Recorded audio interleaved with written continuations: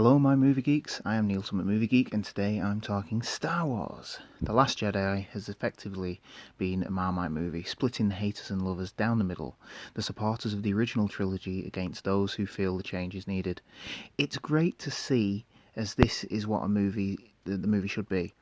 We should be able to go and see a movie and then agree or disagree about it afterwards.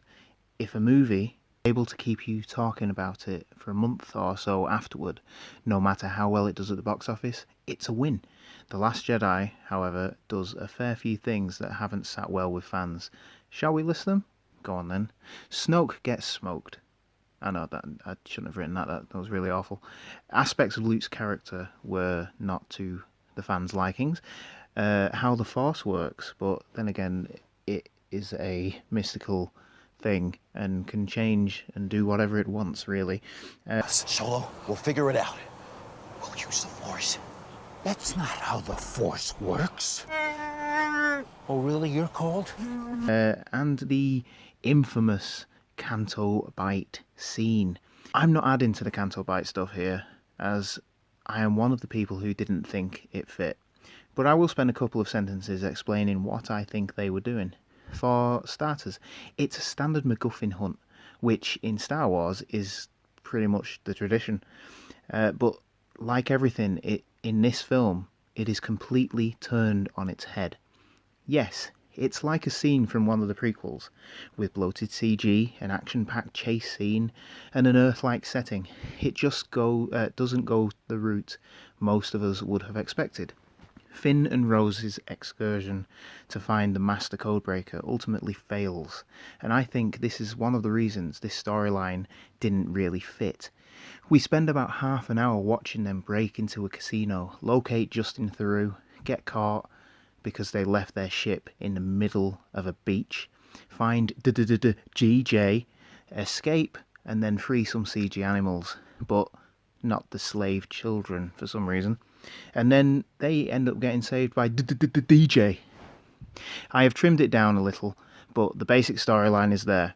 This is set up for the final scene of the film, which in itself sets up Jedi, the next generation. But then they infiltrate the Super Duper Star Destroyer, or Snoke's ship, to break the hyper tracking drive. But they don't do it. They don't succeed. Everything they did to get there was a complete and utter failure. With a mirroring of the trap from Return of the Jedi, which, come to think of it, a lot of this part of the film mirrors Return of the Jedi, but anyway, that's another video. The fact that they fail and then have to escape the ship, teamed with the revelation that the Resistance plan was to slowly escape the planet to the planet of Crate, made the whole excursion moot. Yes, it introduced us to DJ, and it gave us a glimpse of Maz Kanata doing something that seemed a hell of a lot more interesting than what Finn and Rose did. But it just ended up being a time waste, or if we look at it from the movie point of view, time filler. If we take the idea that Last Jedi was supposed to replicate Empire, they have to split the main cast up. So you have Rey, Chewie and Luke on Act 2, Finn on Canto Bight and Poe on the Resistance ships. Like Han and Leia evading the Empire and Luke and Yoda on Dagobah. But it doesn't flow as well as it did in Empire. Everyone starts at the same place. We see them separate, with Luke heading to Dagobah and the Falcon being chased by the Empire. It works perfectly, splitting the action between the two stories fairly seamlessly. But with The Last Jedi, one out of the three storylines doesn't really mesh with the others.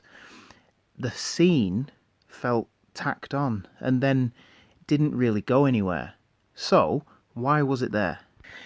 My belief is the scene was added in to break up the film's main plots, at the same time giving Finn something to do, giving him a kind of repeated story arc from The Force Awakens, and setting up future storylines. I feel that they went for the MacGuffin thread and put it on its head by having the duo fail completely. Whereas, like Return of the Jedi, where Han and Leia succeed to lower the shield after failing, or where Obi-Wan Kenobi is able to lower the tractor beam from the Death Star in New Hope, Finn and Rose fail, and then they have to find an escape, which ultimately looks like it's impossible. It's also a good way of keeping Finn busy and away from the person he wants to get to. The fact we see him get into the mindset of committing suicide to give the Resistance time to move is a massive character development, and during the film I would have been happy for him to have died, even though he hadn't seen Rey since Starkiller Base. But then they have their reunion, and personally I found that really good. The Canto Bight stuff, while a little too human, does continue to build the Star Wars galaxy, giving a new layer to the Star Wars we see and have seen before. It shows that there is a high level of control in the galaxy, the rich, the weapons manufacturers who sell to both sides, fueling the fire of the war. It's fairly clever, it's been touched on before with Rebels, but in reality it probably needed more focus on it. It's a big idea to just allow 30 minutes of runtime. Could we see this direction for Episode 9, being the Resistance attacking this faction of rich people? Maybe, but it's more likely we'll see this pop up in other media or different trilogy thread. It's no mistake that the film that introduces this is directed by Rian Johnson, who has now been given the go-ahead for a new trilogy. Maybe he was setting up his own set of stories, away from the Skywalker saga. As I said, time will tell, but there are reasons why this scene has almost unanimously annoyed fans. I didn't like it, but I can see what they were trying to do. I can see how it does fit within the Star Wars canon. If this is brought back in Episode 9, I would hope we have a time shift of, say, 5 or 10 years. This would give Rey time to expand her powers, maybe even begin finding and training others, maybe like Broom Boy, who we saw at the end. We could even have a new Jedi versus Kylo and the Knights of Ren, and all of that would have branched off from this Canto Bight story. To conclude, the Canto Bight section of The Last Jedi wasn't executed well, and did slow the progression of the film, but I can see what they were trying to do. They gave new layers to the oppression of the galaxy, and who funds those wars. They showed how far the Awakening Force has gone. It's covered the whole galaxy, brought more Force users into the light. It kept Finn busy and away from Rey, leading to an emotional reunion. And hopefully we will see more that can expand on the ideas that have been set up here.